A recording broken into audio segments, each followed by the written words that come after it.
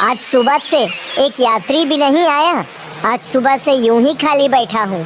थोड़ी देर और इंतजार करता हूँ, काश कोई यात्री आ जाए। अगर मैं कल की तरह आज भी खाली हाथ गया तो भाग्यवान और रवि से क्या कहूँगा। ऊपर से यह दीपावली का त्योहार है।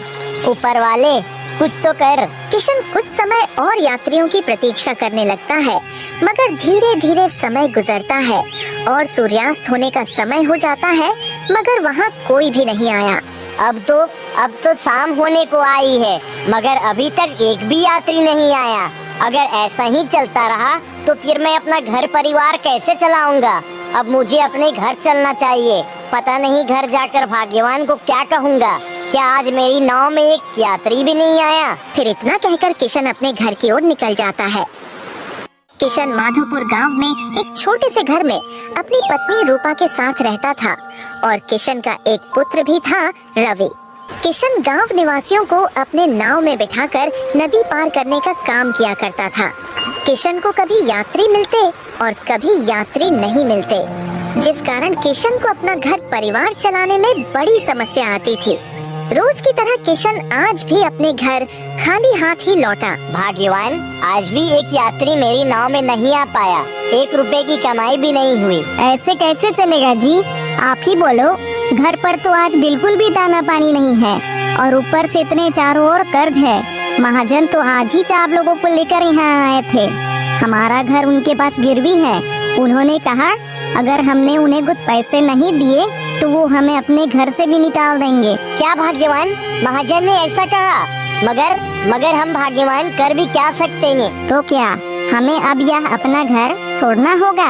मैं कुछ नहीं जानता भाग्यवान, कुछ नहीं जानता। पता नहीं हमारे भाग्य में क्या लिखा है। पिताजी, वो तुम्हें याद है ना, तुमने मुझे कहा था कि दीपावली के पर्व में मुझे पटाखे दिलाओगे। बेटा, मैं तुझे कहाँ से लाकर दूंगा पटाखे। यहाँ तो अपने खाने पीने का भी ठिकाना नहीं है। रवि बेटा, तेरे पिताजी बिल्कुल सही कह रहे हैं। अभी हमारे पास पैसे नहीं है। माँ, यही बात तुमने होली पर भी कही थी कि अभी हमारे पास बिल्कुल भी पैसे नहीं हैं और हम तुझे दीपावली पर पटाखा लाकर देंगे, और अब तुम दीपावली पर भी मना कर रही हो। ठीक है रवि बेटा, मैं तुझे जरूर पटाखे लाकर दूंगा। ठीक है पिताजी, मैं यह बात अपने दोस्तों को जाकर कहता हूँ। इतना कहकर रवि वहाँ से चला जाता है। क्यों जी, तुमने रवि से झूठ क्यों कहा? तुम उसे कहाँ से पटाखे लाकर दोगे? अरे भाग्यवान, मैं करता भी तो क्या, उसका मन रखने के लिए मैंने उसे झूठ बोल दिया। आज की रात इस बिस्तर पर सोकर गुजार लेते हैं। भाग्यवान, पता नहीं आने वाले दिनों में यह बिस्तर नसीब भी होगा या नहीं। भाग्यवान, मैं कैसा पिता हूँ जो अपने पुत्र की परवरिश ठीक से नहीं कर पा रहा। हमने उसे होली जैसे त्योहार पर भी कुछ नहीं दिलाया और दीपावली पर तो हमें यह भी नहीं पता कि हम अपने यह घर में रह पाएंगे भी या नहीं। यह बात तो आपने बिल्कुल सही कहा जी। हम गरीबों के लिए क्या त्योहार, हमारे लिए तो सभी दिन एक ही समान है। पता है, मैं कभी कभी सोचती हूँ अगर कभी हमारे पास खूब सारा धन होता तो मैं हम जैसे गरीबों को दान कर देती। भाग्यवान, मैं ऐसा तो हर रोज सोचता हूँ। हे ऊपर वाले, हमने तो आज तक किसी का भी बुरा नहीं किया, तो फिर हमारे साथ ऐसा क्यों हो रहा है? भाग्यवान, मुझे ऐसा लगता है कि ऊपर वाला हमारी परीक्षा ले रहा है। और तुम्हें याद है ना भाग्यवान, एक बार हमारे घर पर एक बूढ़े बाबा आए थे। हाँ, मुझे याद है जी। और हमने उन बूढ़े बाबा को हमारे हिस्से का खाना भी दिया था और हम सारे दिन भूखे रहे थे। हाँ भाग्यवान, उन बूढ़े बाबा ने जाते समय यह भी कहा था कि तुम दोनों बड़े ही अच्छे हो। एक दिन ऊपर वाला तुम्हारा जरूर कल्याण करेगा। हाँ, वो बूढ़े बाबा ने यही कहा था। अब हम दोनों सो जाते हैं, रात काफी ज्यादा हो चुकी है।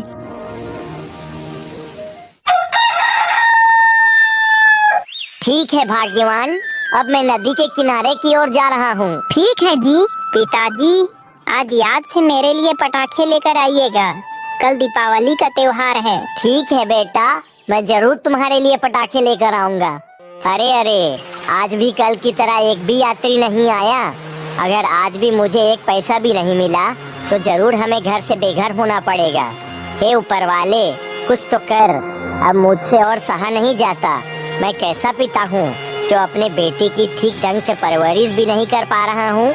मुझे अब मेरी पत्नी का दुख और नहीं देखा जाता। किशन ये कह ही रहा होता है कि तभी अचानक से वहाँ एक बूढ़े बाबा आ जाते हैं। अरे बेटा, तुम क्या मुझे नदी पार करवा दोगे? अरे अरे बूढ़े बाबा, आप यहाँ? बूढ़े बाबा, आप कुछ दिनों पहले ही हमारे घर आए थे ना भिक्षा मांगने के लिए? अरे हाँ बेटा, मुझे याद आया। तुम तो वही हो ना जिसने अपने हिस्से का खाना मुझे दे दिया था? हाँ हाँ बूढ़े बाबा, आपको नदी पार करनी है ना?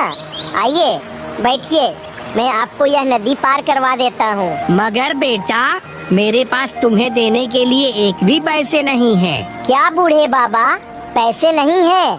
ठीक है, आप बैठ जाइए मेरे नाव पर, आपको यूं ही नदी पार करवा देता हूँ। इतना कहकर वह बूढ़े बाबा नाव में बैठ जाते हैं और वह आगे की ओर जाने लगते हैं।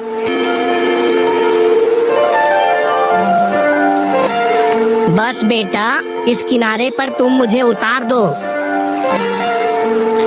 अरे बेटा, आज तुम्हारा चेहरा उतरा उतरा लग रहा है, बताओ क्या बात है? अरे बूढ़े बाबा, अब मैं आपको क्या बताऊं? मेरा जीवन अभी बड़े ही दुख के साथ गुजर रहा है। फिर किशन ने अपनी सारी तकलीफ उन बूढ़े बाबा को बताई। मेरे पास इतने भी पैसे नहीं है कि मैं अपने पुत्र के लिए दिवाली पर पटाखे खरीद कर उसे दे सकूं। अरे बेटा, तुम्हारा जीवन तो बड़े ही कष्टों के साथ बीत रहा है। रुको, मैं तुम्हें कुछ देता हूँ। फिर वह बूढ़े बाबा अपनी पोटली में से एक घड़ा निकालकर किशन को दे देते हैं। ये लो बेटा, ये घड़ा तुम अपने पास रख लो। मगर बूढ़े बाबा, इस घड़े के अंदर क्या है? बेटा, ये कोई साधारण घड़ा नहीं है, इसे तुम साधारण समझने की भूल मत करो। यह एक जादुई घड़ा है। यह घड़ा मनुष्यों के कर्मों के आधार पर उन्हें फल देता है। क्या कर्मों के आधार पर उन्हें फल देता है? आप भी ना बूढ़े बाबा। ठीक है, अगर आप मुझे घड़ा इतने प्यार से ही दे रहे हो तो मैं इसे रख ही लेता हूँ। ठीक है बेटा, अब तुम वापस लौट जाओ। फिर किशन अपनी नाव में वह घड़ा रखकर अपने घर की ओर निकल जाता है। भाग्यवान, अरे ओ भाग्यवान, सुनती हो?